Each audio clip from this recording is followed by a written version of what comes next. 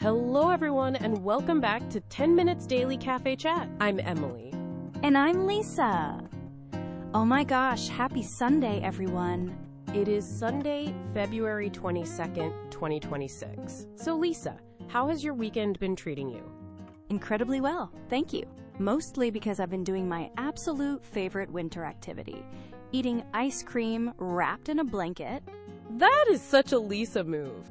But honestly, cold treats in winter just hit differently. Right? The contrast is everything. And bonus, it doesn't melt as fast. It's actually very efficient. That is genuinely smart logic.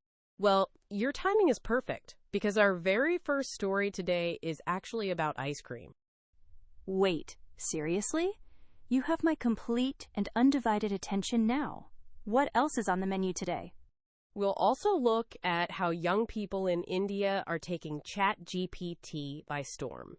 And then we'll wrap up with the science behind those chunky Max Cushion shoes.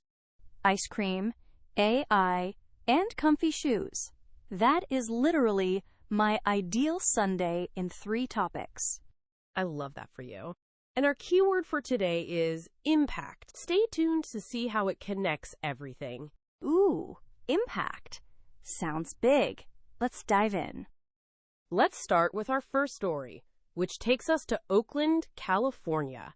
A historic ice cream shop called Fenton's Creamery has just offered figure skater Elisa Liu ice cream for life. Oh, wow. Free ice cream for life? That is the most amazing prize I have ever heard of. How do I get that deal? Well, first, you'd need to win a gold medal at the 2026 Winter Olympics in Milan, like Elisa just did. Okay, that might be slightly out of reach for me. But still, an Olympic gold medal. What an achievement. It truly is incredible. And here is what makes it even more historic. She is the first American woman in 24 years to win an individual Olympic figure skating gold medal. 24 years? Oh my gosh, that is such a long gap. No wonder everyone went completely crazy about it. Exactly. And she sealed the deal with a breathtaking free skate that had the crowd on their feet. I bet. What music did she skate to? Because song choices at the Olympics are always so important. She skated to Donna Summer's MacArthur Park. It was absolutely captivating to watch. Oh, I love that song. It is so dramatic and powerful. A perfect choice for a golden moment. It really was. And, she grew up in Richmond, which is right next to Oakland, so Fenton's was basically her childhood ice cream shop. Oh, that is so sweet. She is a hometown hero coming full circle. I love that. Right.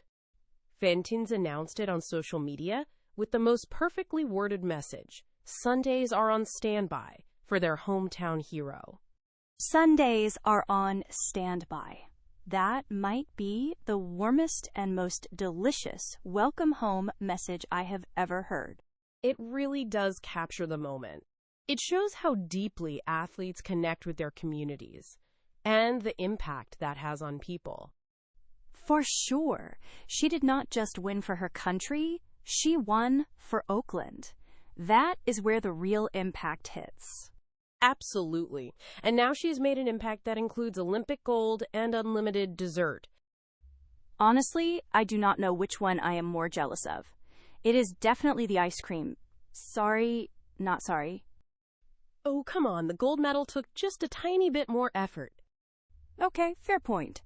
But a lifetime supply of ice cream is objectively a gold-tier reward. I stand by that completely.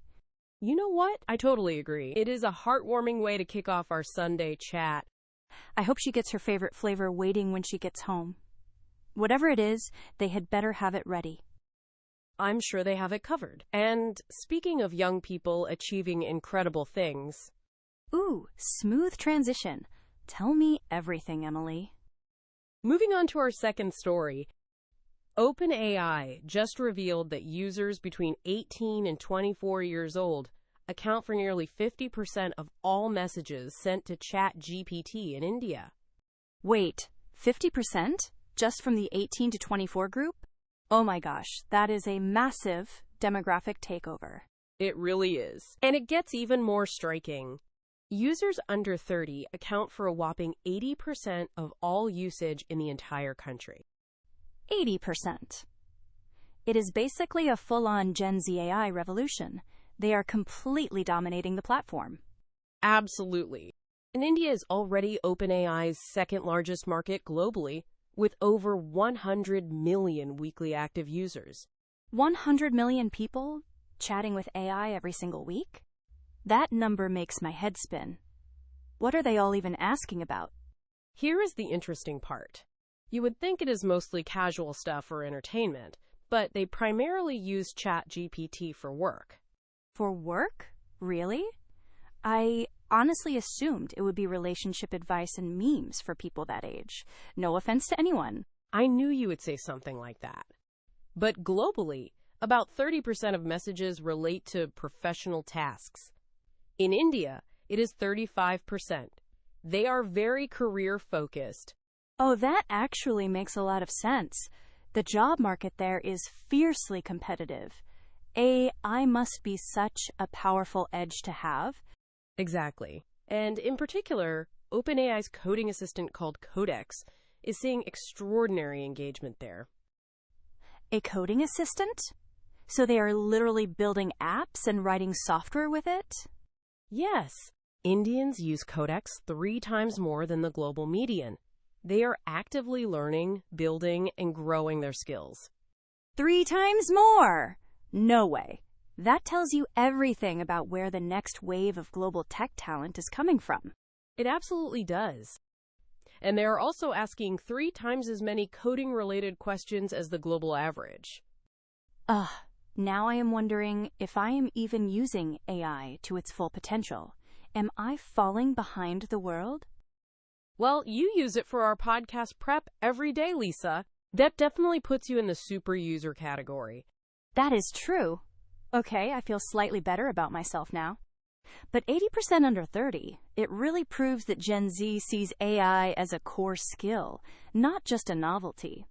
Precisely. And they're making a massive impact on their own careers and on the trajectory of the global economy. We seriously need to level up, Emily. I am going to ask ChatGPT to teach me how to code my own app this week. That is such a great goal. And you know what is interesting? Taking care of your body is just as important when you are grinding at a computer all day. Oh, is this where you smoothly connect the shoe story? Finally, our third topic today is something we all tend to overlook: our joints. Experts are now recommending max cushioned shoes for joint pain. Max cushioned? Oh, you mean those super thick, chunky sneakers I see literally everywhere now?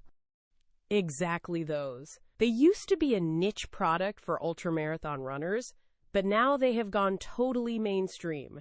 I have been curious about those forever.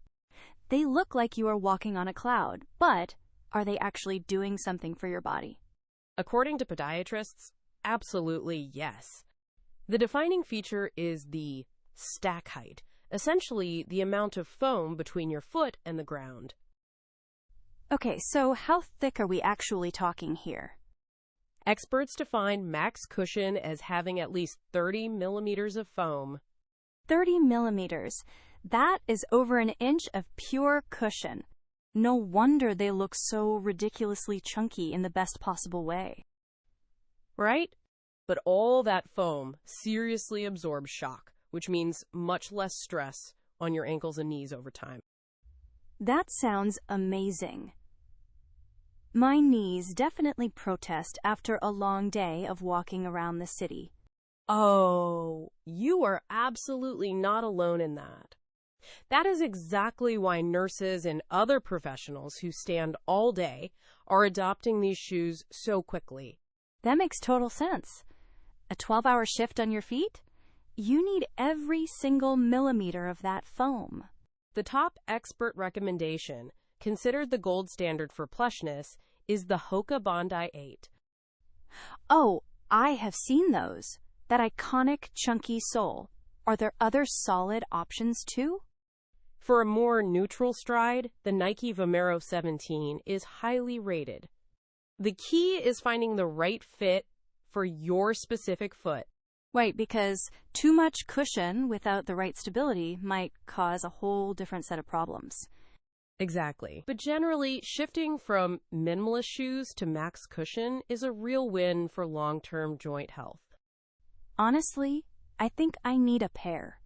All that winter ice cream is not going to walk itself off, and my joints are already complaining.